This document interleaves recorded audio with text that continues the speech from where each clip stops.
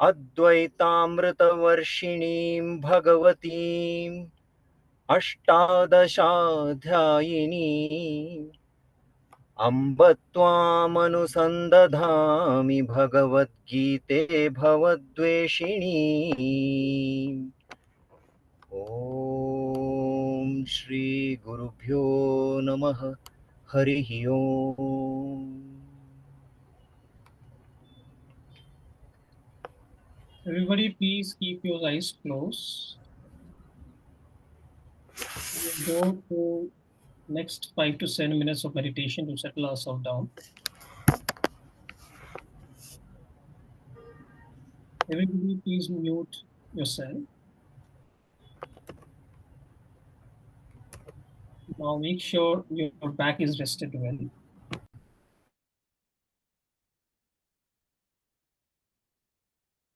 Take your attention to your feet.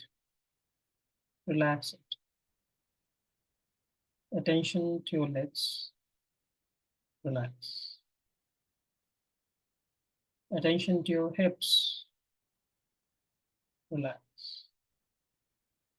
Take your attention to your back. Make sure it is erect and it is comfortably seated or leant against your chair or the wall, wherever you are. Relax. Attention to your shoulders. That is the part which is generally very stressed. Relax. To your neck. Relax. To the back of your head. Relax. The top of your head. Relax. Take the attention to your forehead. Relax. Your eyes. Relax. Take the attention to your tongue, to your teeth, to your jaws. Take a moment and relax every part of it. To your chest, relax. To your stomach, relax. Back to your legs, relax, and your feet, relax. Your entire body is relaxed right now. Scan your body and make sure there is no tension or stress in any part of your body. Take a moment to scan your body.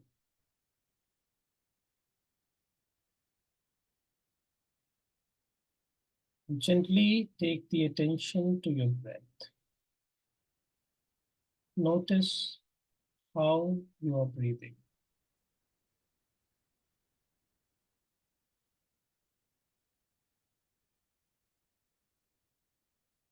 Just breathe and make sure you simply notice your breath. The attention should be on your breath.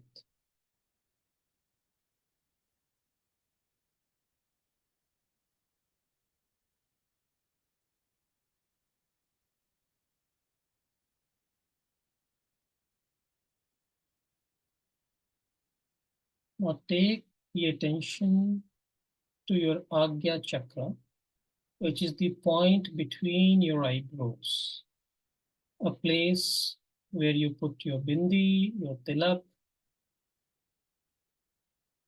That is the seat of intuition, of understanding. Take the attention to the spot in between your eyebrows.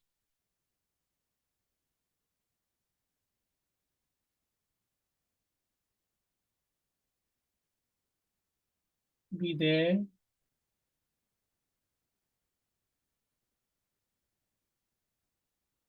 You may experience a tingling sensation. That's absolutely fine.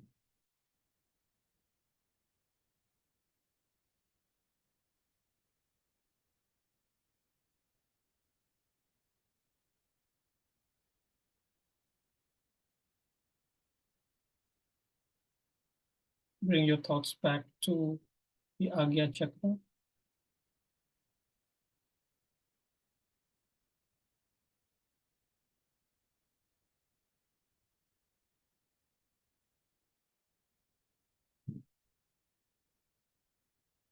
focus.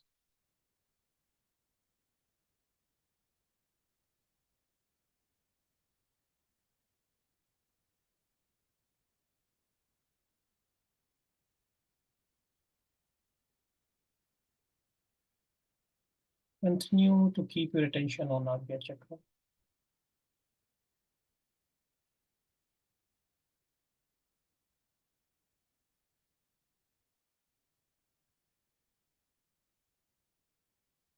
Slowly take the attention back to your breath. Just notice your breath.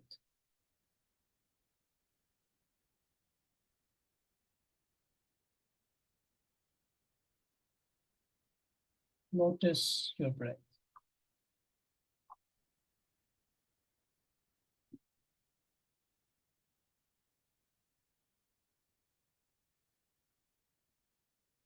You're completely in the now.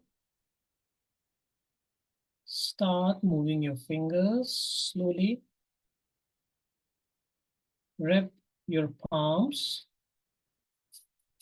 Generate some heat and put it right in front of your eyes in a cup format. And slowly open it.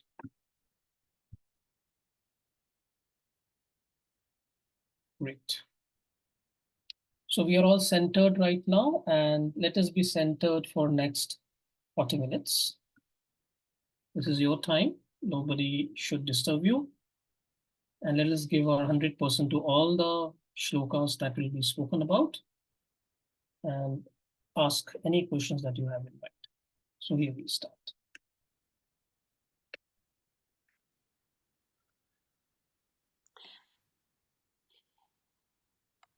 Actually, I sent it is chapter 2, verse 18, and I sent my presentation to Asha.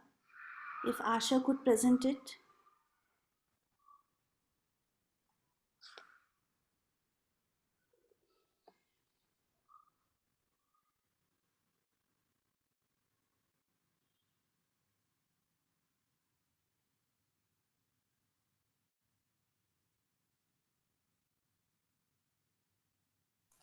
Kaushal, can you see my screen? I can see it. Okay.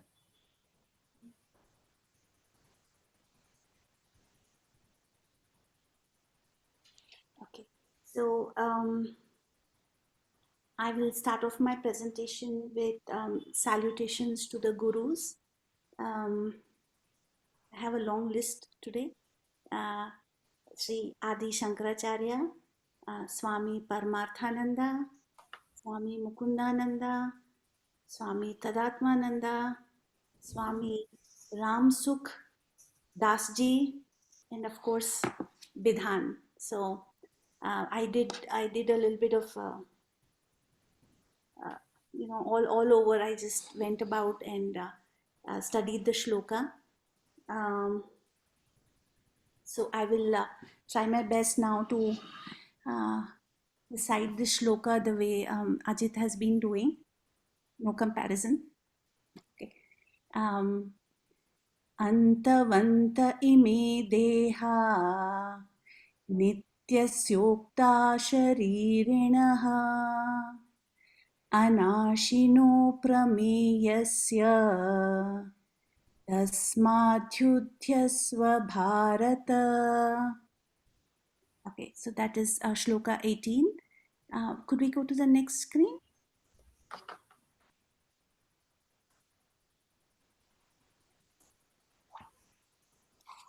I would like to go over the translation of this and then I'll go into the explanation. And I will probably keep coming back to this translation. So if you can pick out on a few things, let us see. Only the material body is perishable. The embodied soul within is indestructible, immeasurable, and eternal. Therefore, fight, O descendant of Bharat. Okay. So now, all right. Now here, Antavanta is having an end, Antaha, end, right? Ime deha, these material bodies. And shariri here is a special word which refers to the all-pervading Atma, but which is within the body. Sharira is body, our gross body. And when we say Shariri, we are referring to the Atma which is pervading the body. That is a special word for it. Okay. So here what Arjuna is Krishna is telling Arjuna is the body will come, the bodies will go, the Atma. So we have seen till now in the previous shlokas, we have established that the nature of Atma is Satya, which is real, true, Nitya, eternal, right? And I think there has been reference to Avinashi also, the one which is not destroyed. And all pervading, Sarvagataha. So we have made references to Atma's nature in this manner. So here Krishna is adding couple of more descriptors for Atma. One is the Anashinaha, that is indestructible, and Aprameya, immeasurable. Now, it is on this word that a lot of because Aprameya has a lot of meanings. Okay, so here we can, it is written immeasurable, it is inconceivable, it is unobjectifiable, incomprehensible, cannot be known. So when it is all of that, how do we say, okay, it exists? We know, okay, we are being told repeatedly that it exists, but you cannot know it. How? Then what do you do? Right? If it is not an object of knowledge, you can never know the Atma, then of course one doubt also arises that does it even exist? But on the one hand, we are being told it exists, but in the same breath, we are being told that it's unknowable. So that is a conundrum that we need to solve, right? Could we go to the next next slide? So this was something that Swami Paramatmananda's explanation of the shloka. It was a beautiful analogy which I felt I must share with all of you. So we have a bunch of photos here. I just picked up randomly from my phone. So what do you all see? I mean, the scenery is beautiful.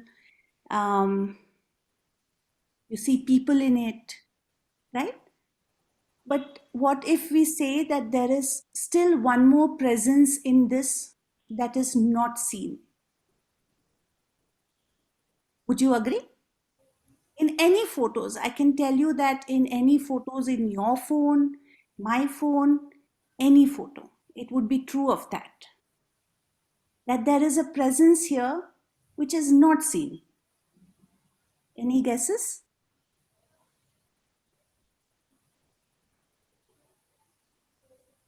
No?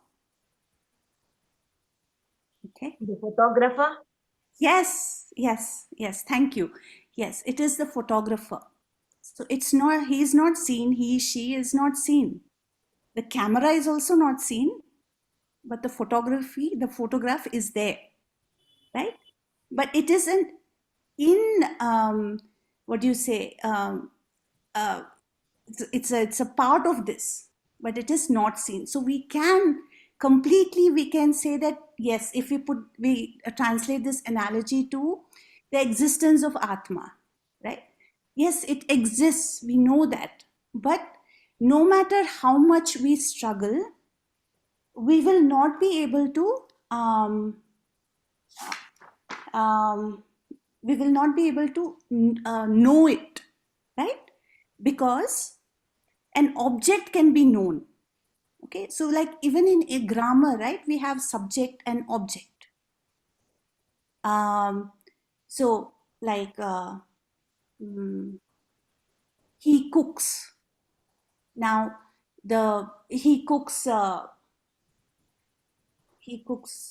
so he bakes bread, right?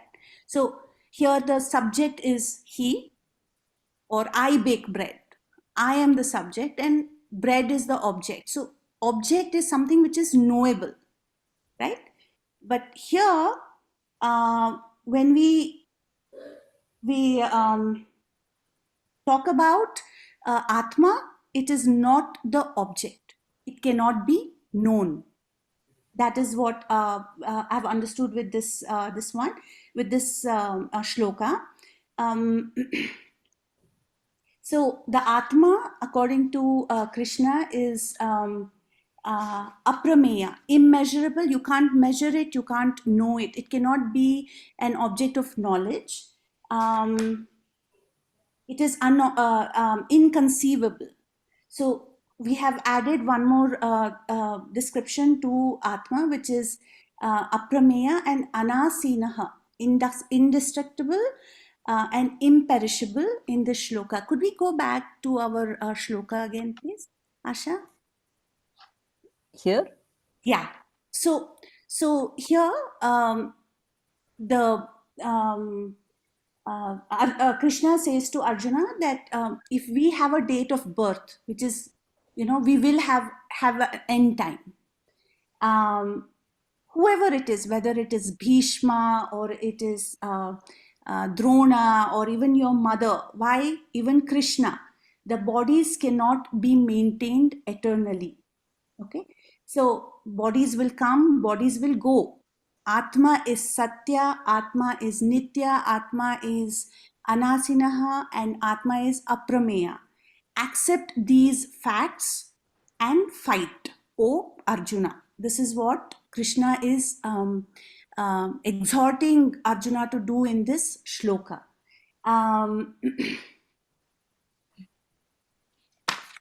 Okay.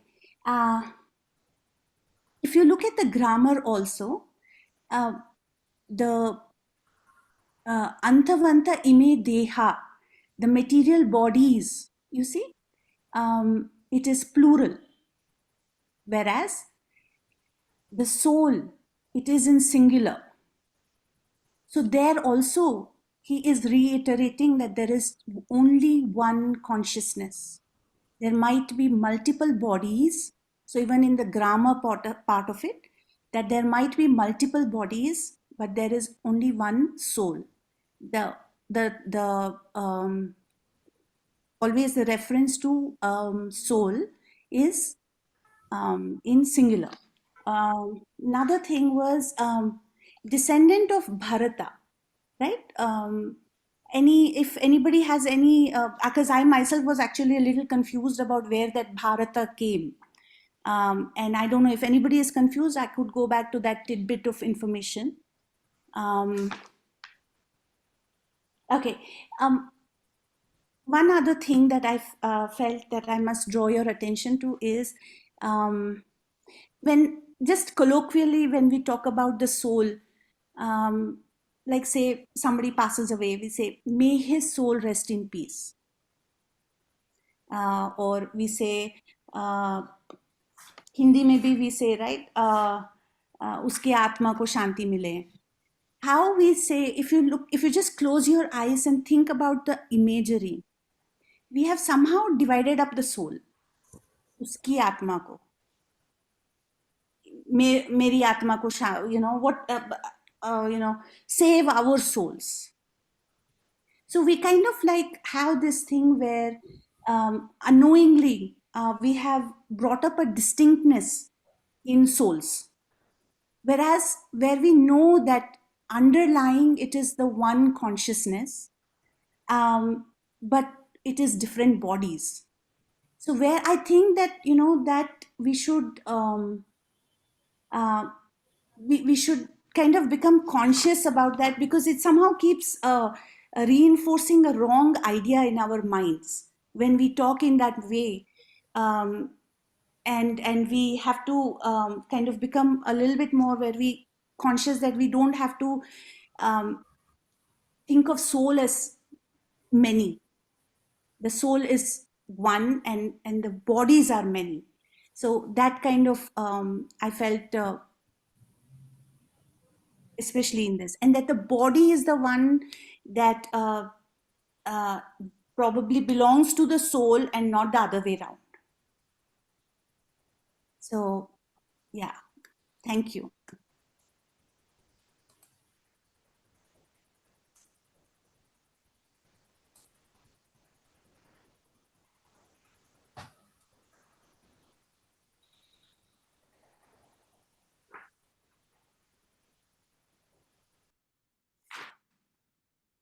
Good evening. I'm going to present and I'm very nervous.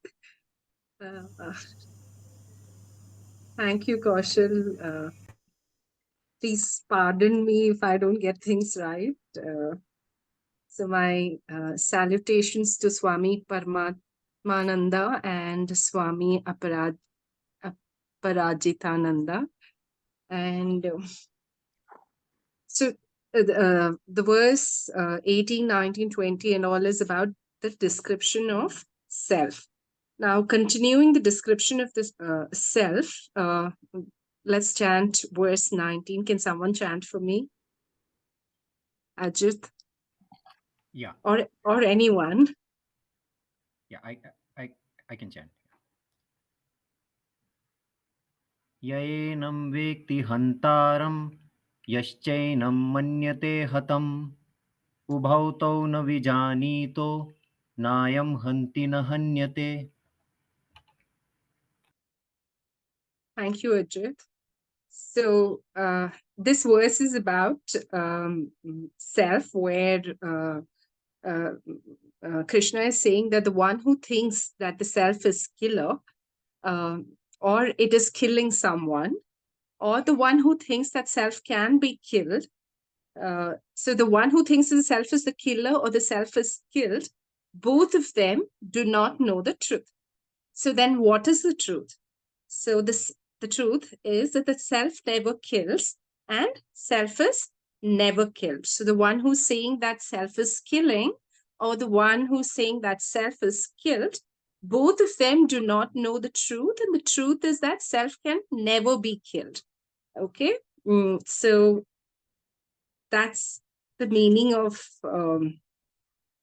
this word. So we've arrived that self is indestructible. But there's something else also that is pointed out here. The fact that the two aspects of self, that is, the self is non-doer, that is akarta, and the self, that is non-doer, means it does not do anything. And also that self is abhokta. Abhokta is non-enjoyer. So the point that is conveyed here is that the self does not participate in anything. So here, okay. So in the presence of, okay, let me kind of put this together. So when you say the self is akarta, what we understand here is that self does not participate. There is no action. Okay, and abhokta means self is not an object of action also. And that means the self does not get involved in any action. It does not take part in anything. So it is not a participant in anything. Okay, now say for example here he says is that the space that we all are in, the space accommodates all of us. Now without space we cannot sit here, but the space is not involved in any of our actions. So the space is not a teacher, neither is the space a student. Space is not an instrument, just like how we have like the pen or the book that I have around. Space is not even a participant, and it never participates in any action.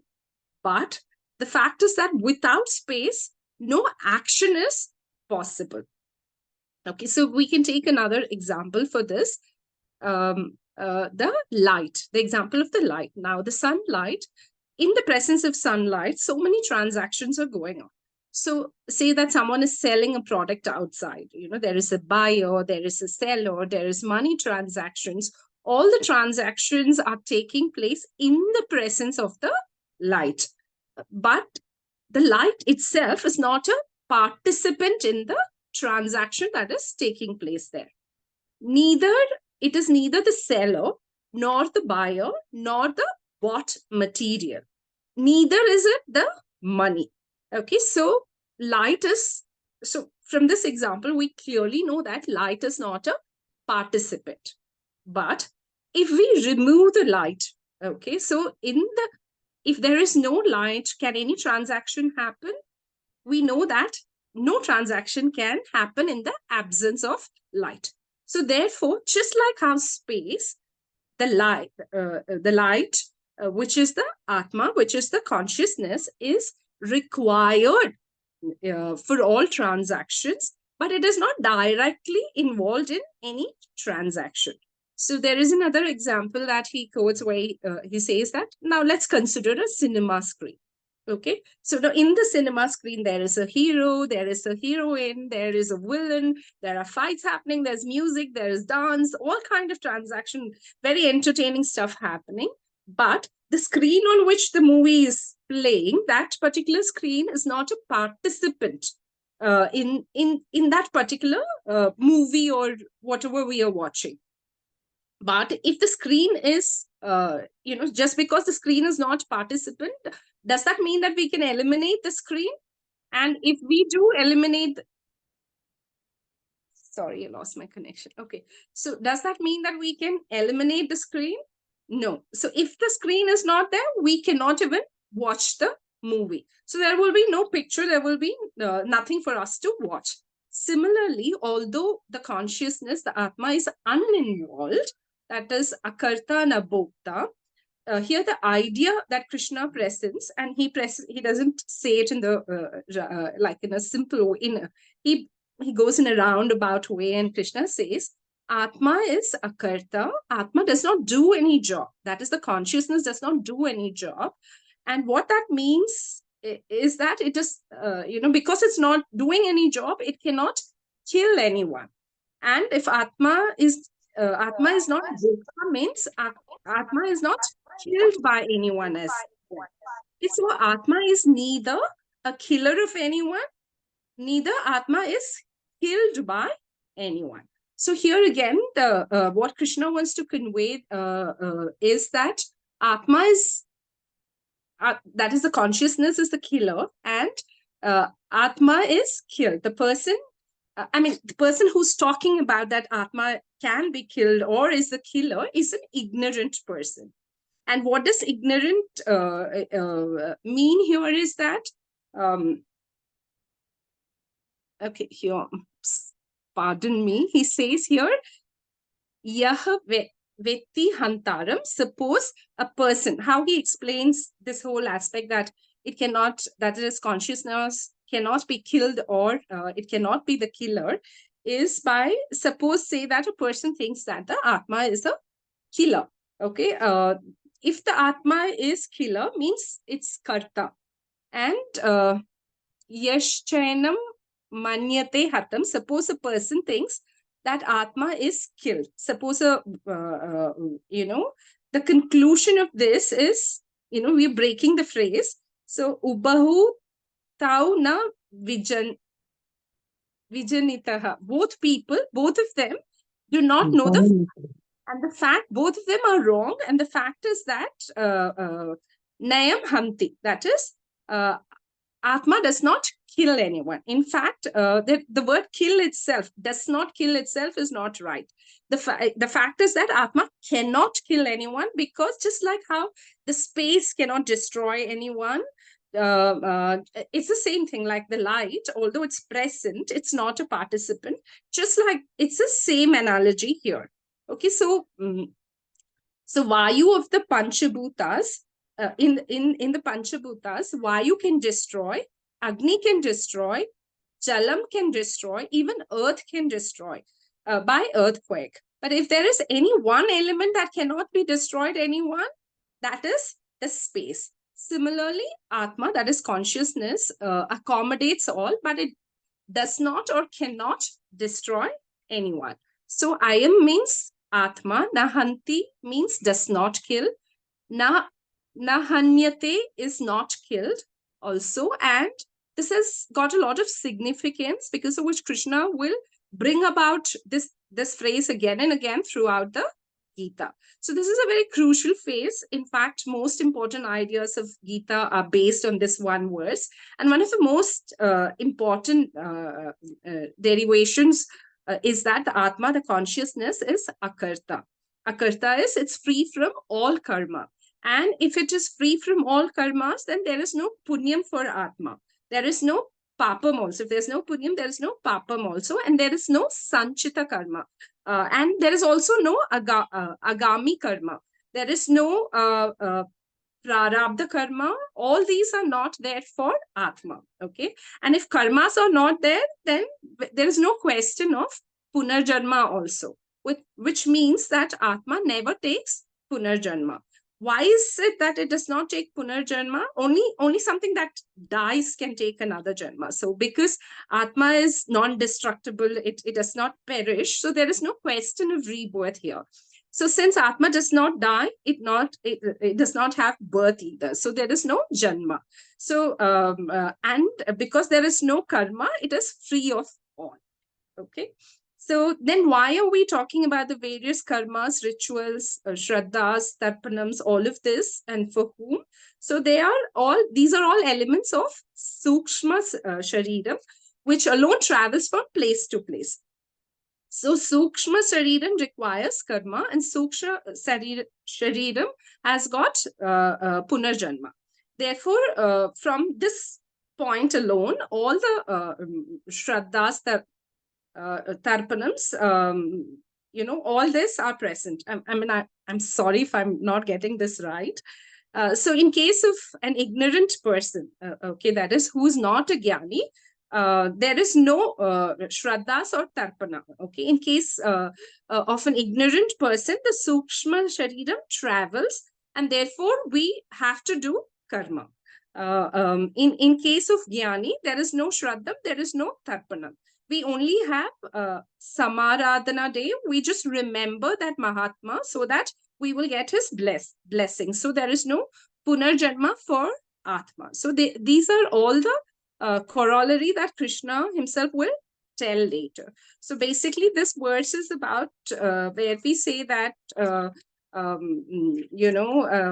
Atma, that is the consciousness, is it's not it cannot be destroyed, and it's not it is akarta and abhokta. There are many more examples that he quotes, wherein he says, just like in the presence of sunlight, a lotus blooms. So but if for the so the is it for the lotus to bloom, is sunlight essential? It is essential, but does sunlight participate in it?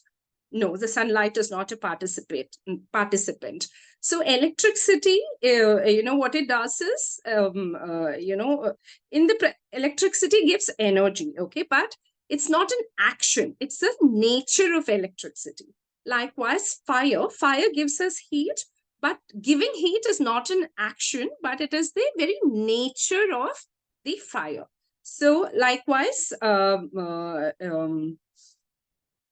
so he draws parallel here, and he says that so another example, he states that the sun, in the presence of the mirror, things are being reflected, but does the mirror have a role? Is mirror a participant in the reflection? No. So here in the presence means it does not actually do anything. That means that it does not have any role. But in the presence of the consciousness, everything is happening.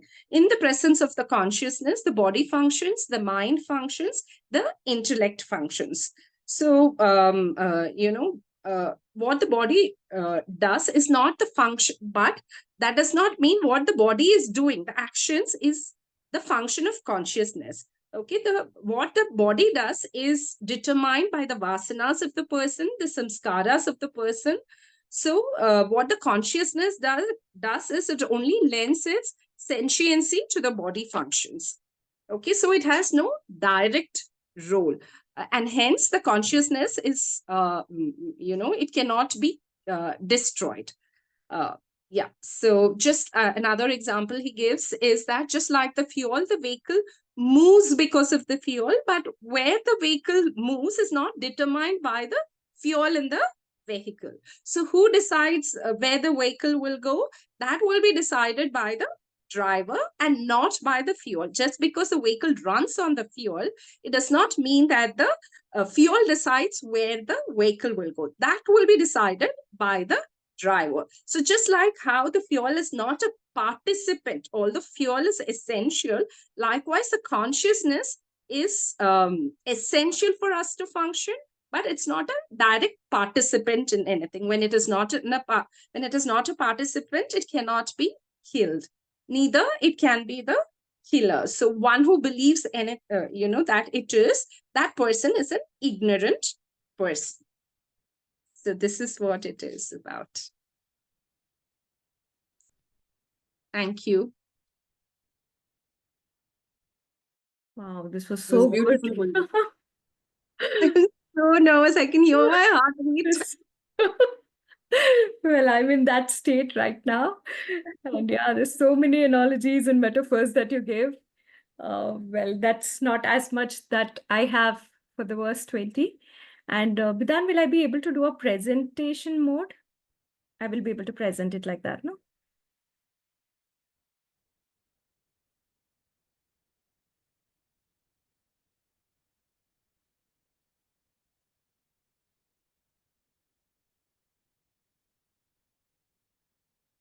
So what I plan to do here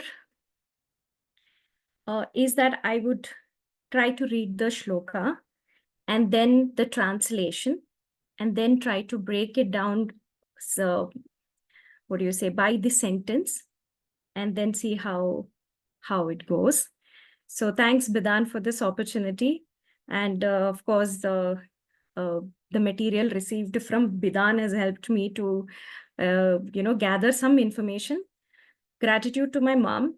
And she's quite spiritual, and anything I learn, so the recitation was because of her.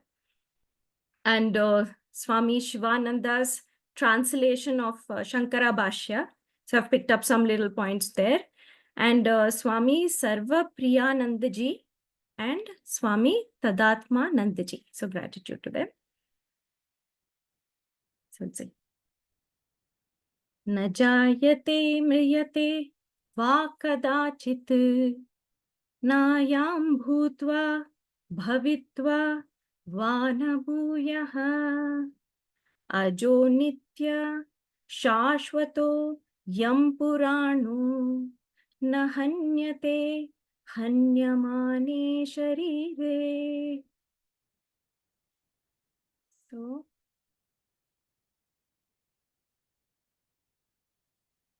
So what is the translation? The soul is neither born, nor does it ever die. Nor having once existed, does it ever cease to be. The soul is without birth, timeless, eternal, immortal, and ageless. It is not destroyed when the body is destroyed. So the first line, na jayate. Ja means to be born. Na jayate. It's almost one statement Krishna is making. That means to say the self, the consciousness, is not born. And neither does it die. Va kadachit, at any given point of time, saying it's neither born, nor does it die at any given point of time. It is always here. So first statement is, it's more like a statement. Na jayate, it is not born, nor will it die, and at any given point of time, it has not. Then the second line. It almost looks like he's giving a reasoning here, like a cause and effect. For something to die, it has to be born. Since it has never been born, as in it has always existed. Never been born means not that it has not come into existence. It's always existed. Hence it will not die. Nayam bhutvam bhavita vana bhuyaha. Almost a reasoning, a cause and effect. More like it is a discovery. Isn't it? Recognizing something that has already existed for the first time. We're only recognizing it here. It has always been existed. It is not because it is born. It is always there. In the third line, and because it always existed, because it was not born, it does not ever cease to be. It does not die. Third line, he goes to say, give some more adjective to it. He says, ajaha. We saw ja, Germans to be born. Ajaha. Here he's bringing a new word, unborn. It's not about not being born, unborn. Born means come into existence as a result of birth. Saying this is not, self is not coming into existence because of birth. It has always existed. Birth means the start of a life of a physical separate being. No, it is ajaha. That means it doesn't have to be born. It was there. It was existing all the time. Nityaha, timeless. There is no concept of time. It is beyond time. It is nityaha. Then saying shashvata, eternal, lasting forever. No beginning, no ending. Is existing all through time. It was always there. So he's again and again saying, it was there. It is timeless. It is shashvata. Then he says Purano. Now Purano means ancient. Are we saying he's become old? Are we saying self is old? No. In verse 16, we had seen that Krishna had referred to some rishis, some seers who had earlier seen. So they themselves were ancient. Even they would say, it was from the beginning of the time. So ancient means it is there from time immemorial, and it is very fresh. It is ageless. That is the thing of Purano. And the last line he says, na hanyate hanyamanena sharira. The body may be destroyed. So we've been hearing this, no? The body may be destroyed, but the self is indestructible. Again, he's using words like destroy, because this is all talking in the battlefield, trying to tell Arjuna. Krishna is telling Arjuna, this Bhima and Dronacharya, they are not going to die. The essence, the self is going to continue. It is eternal. How to make them understand? Actually, in in psychology, there is a concept called construct. So if there is something that we can see, we've seen that we are not objects, right? So say, suppose we have to explain, say, if I show you this watch, then we are able to explain it really well, right? Oh, there's a strap, this is black color, there's some metal over here. If you open it, there's a battery in it. We can see it, isn't it? So even the phone, I can show you, oh, this is the phone, so this is the cover, it is pink color. So we can break it down and see it very easily. But say, suppose intelligence, can we see it? No. What about self-esteem? Can we see it? No, these are called construct. How do we explain intelligence or self-esteem? In psychology, what do we say is there are indicators. So there is a person who's talking very well. She can do her analytical calculation very well. Her memory is really good. She's talking very well. All these constitute to intelligence. Oh, she's a very intelligent lady. or self-confidence, the way she stands, the way she talks, her language. Oh, she seems to be very confident. Self-esteem. It may be that she doesn't know. She may be very scared to take up something, but she's taken it up. So there are indicators for all that. That is how it's something what we cannot see. And still, if we have to understand it, we see it through indicators. And think about when we do a class on listening, the best way for us to explain listening is to say what listening is not. Then you say, okay, if somebody is multitasking while you're talking to them, they're on their phone, they're not listening. If somebody starts talking even when you're speaking, they're not listening. If they don't nod, they're giving no expression, they're not listening. So there are various ways where we say what is not to understand what is. So in this particular shloka, Krishna, according to Shankaracharya, in the Shankara Bhashya, Krishna is negating the 6 type of transformation the body goes through. He's saying all that, he's saying this is not, this is not. So self is what body is not. So I'll just take you through that. So they are called bhava vikaras, the properties of a being. Vikaras is the change of a condition to all bhavas. Bhava is a being in the world. What are the beings that especially the body is subject to these changes, and the self does not go through these changes is what this particular shloka is saying. What are those? Jayate, birth. So we saw it already. The soul is neither born, it is unborn, it is. So first thing of birth, what the body goes through, self does not go through it. Next, asti, existence. Array, existence, we've been telling self is existing. How are you saying this is negation? Saying no, this is existence because of birth. So there is a birth, and that is why it is coming to existence is the body. But the self, the consciousness is always existing.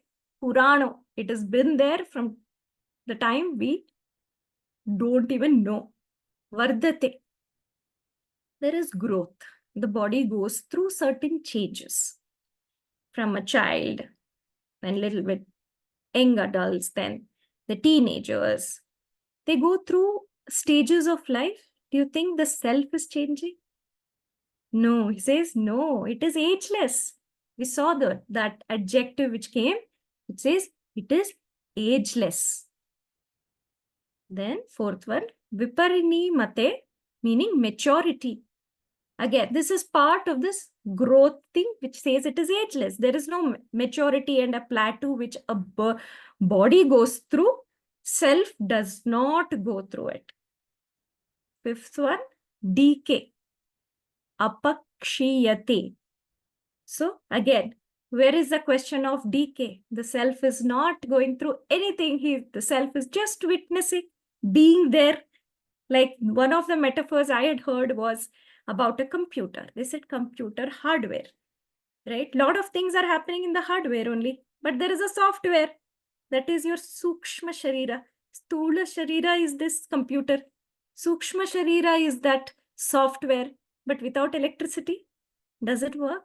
No. Is the electricity aging? Is it becoming bad that we have to replace it? Nothing. That is the self, the consciousness. Then vinashyati, that is death. This was already told.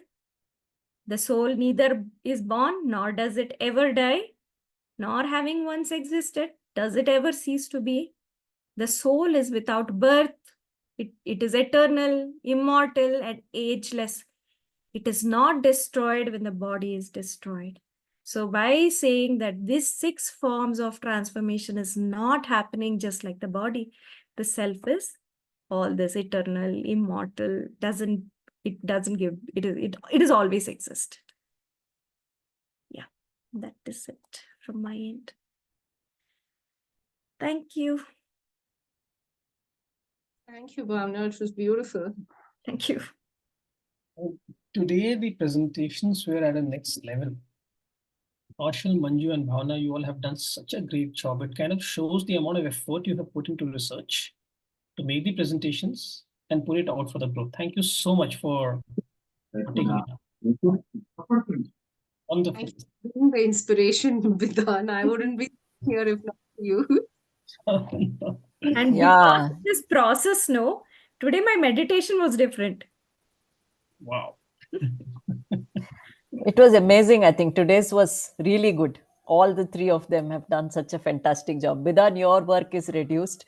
So Yes. from a summarization perspective. All right. So what we will do now is I only have 4 minutes to summarize, so don't have too much of time to do this. What I'm going to do is that next session on coming Wednesday, we have already done 20 shlokas. Chapter 1 we have done, and we have done 20 shlokas in chapter 2. We are going to put together what we have learned so far in a summary. And I'll make the presentation. So all of us who have missed right from the beginning, they will be at speed with what has been lost, what they have not been able to cover. But more importantly, we will look at a bird's eye view in terms of where we started and where we have reached. Also, there are certain nuances that needs to be understood. Say, for example, when we are talking about this word soul, which is again a very Western word, it kind of confuses us a lot. Sometimes it feels there is a soul that exists within us. Sometimes it feels that all pervading consciousness is a soul. What exactly does it mean? So we need to kind of clear this out, that what is Atman? What is Atma referred to? So for example, if they are saying Dehi, the indweller. So what does it mean? It means it dwells within the body or the body dwells within it. So there are certain nuances that needs to be clarified, that what is Atma? What is that something that travels from one body to another, or is it all pervading consciousness? So these are some of the things that needs to be understood. Say, for example, in today's presentation, I can beautifully understand. For example, Kaushal talked about aprameya, inconceivable. That's something that Atma cannot be understood. But again, very beautifully, they said that it can be inferred. So for example, when you're taking the photography, so a photographer is inferred, right? Similarly, when Bhavna actually put it out, the concept of a construct, that if you cannot quantify intelligence. You cannot say what is intelligence, but you can say these are the attribute that leads to an intelligence. These are the set of principles that leads. So again, there is an inference. So while Atma cannot directly be seen and perceived, but we can actually understand it with certain set of an intellect. And that's which very beautifully came in the presentation today. When Manju very nicely explained the concept that it is not the doer or the enjoyer, akarta or abhukta, right? So again, this can be a little complicated because we think that we are the doer and we are the receiver. But what Manju was trying to explain in her presentation was that the Atma, which is my inherent self, neither does anything nor receives anything. And how is it again possible? And therefore, she has taken beautiful examples. So for example, in the presence of light, the activities happen. Light doesn't do anything. So in presence of Atma, that is my essential self, that me, the Atman, in my presence, the body and mind functions. It does what it needs to do, and it receives what it needs to receive. So I have a choice either to be identified at the level of body and mind, or I have a choice to be identified at the level of Atma, in whose presence the body and mind functions. And by doing so, what happens? When you identify yourself at the level of Atma, you are able to somewhere detach yourself from the body and mind and objectively look at it as a third person rather than calling the body and mind as me. When you call consciousness as me instead of calling body and mind as a me, you sort of create a certain amount of distance, and with that distance, what happens? Certain amount of detachment comes in, and your ability to maneuver the body and mind becomes much better. So there were so many interesting concepts which came out, that Atma is neither abhukta, akarta, it is me. In the presence of it, it is everything happens, and therefore you can always witness what is happening. Beautiful. I mean, Manju, it took a lot of effort, a lot of examples. I can't cover everything right now, what you have said. And similarly, what a beautiful nuance, which again presented by Kaushal, is where she She said that if you look at the grammar, there the consciousness or the Atman is referred in singularity, whereas the body and minds are referred in plurality. And it kind of calls out very clearly that there is only one consciousness. Even saying one consciousness is not wrong, because we are assuming the presence of second. It is non-dual, right? So that is what beautifully the nuance was brought out in this.